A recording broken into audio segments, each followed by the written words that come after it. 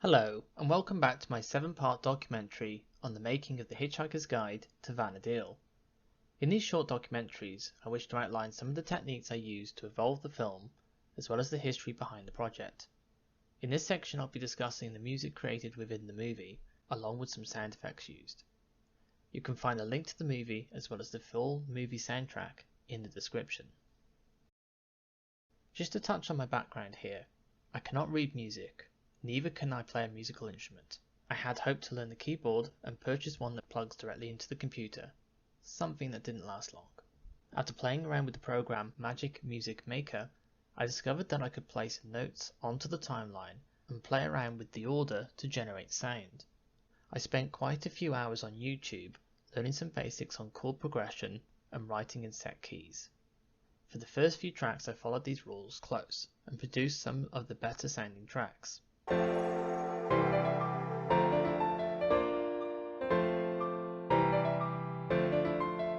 not sure if everybody will appreciate my work here, but after starting head down on a keyboard, I liked where I was able to get to. What started out as a small trial of 5 character themes turned out to be a soundtrack close to an hour long. You do have to purchase Magic Music Maker to be able to do anything productive on it. You can then buy different instruments you wish to use in your project. If I was asked if I would recommend this program, I would suggest it depends on your patience. While I am more than pleased with what I was able to achieve with this program, it crashes, and it crashes a lot. My favourite theme must be Ardahl's, which also acts as the main theme, Pitter Patter Adventurer, which for me is an uplifting piece that sounds like an adventurer with a spring in their step. This is written in the happier key of C.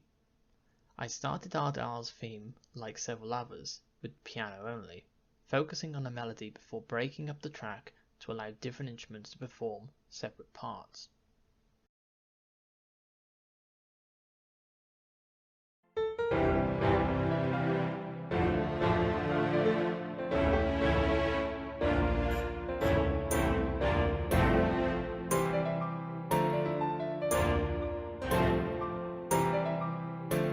In the theme Judgment, I wanted to merge Cedric's theme, the Iron Judge, into a higher tempo battle scene.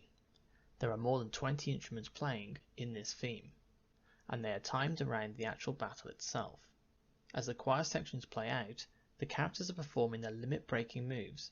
Overall, the music is bouncing back and forth the advantage between the good guys and the villain. Liffensteiner is a song within the Gino Tavern scene. It didn't take very long to write the song. It is quite basic and repeats the beer brand many times. However, the song and the scene may be one of my favourite parts of the movie. The voice actor, Aaron Turnbull, playing as Pirate Jack, does a great job at singing the main part. I'm also quite pleased with the overly loud Galka, Barman 3, played by Luke Lindner, who seems extremely excited about this particular brand of beer.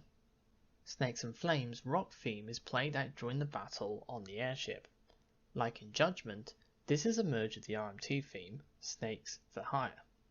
I have a sweet spot for the character Zenta, and I really wanted to make his theme sound cool.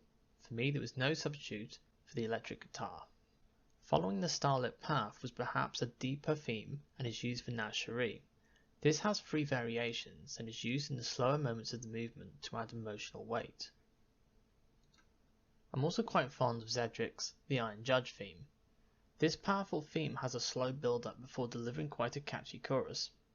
This was great to use when introducing the dread around the character, as well as playing out the lengthy discussions where we could loop the chorus.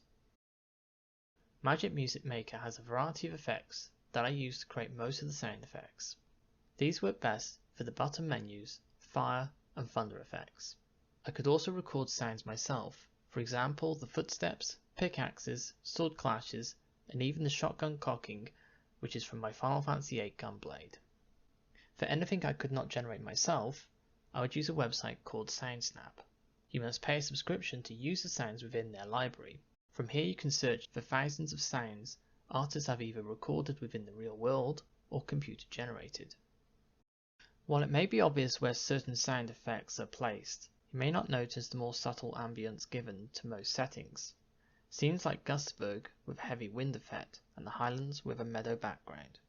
For now this ends the chapter, and we'll pick up again on the next part of the development, the animation.